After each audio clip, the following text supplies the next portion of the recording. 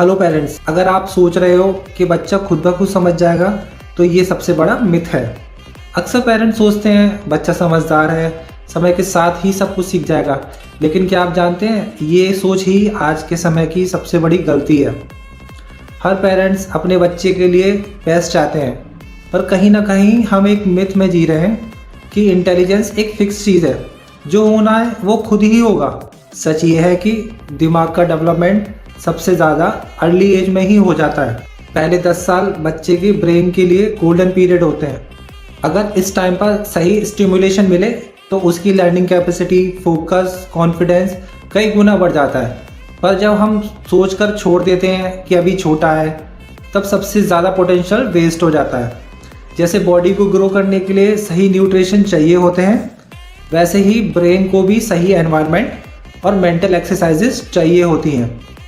जब बच्चे का ब्रेन एक्टिव तरीके से इंगेज होता है पजल्स में, लॉजिक में, क्रिएटिव लर्निंग में, तब ही वो अपने मैक्सिमम पोटेंशियल तक पहुंचता है। और सबसे इम्पोर्टेंट बात, हर बच्चा अलग होता है।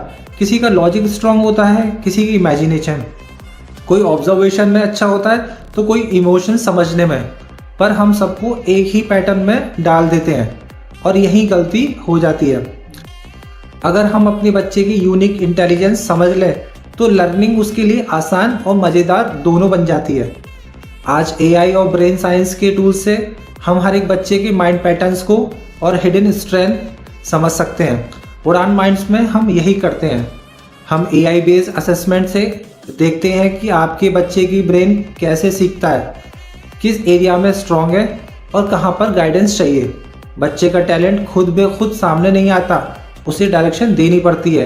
अगर हम वेट करते रहें तो कई बार वो पोटेंशियल कभी अनफोल्ड ही नहीं हो पाता।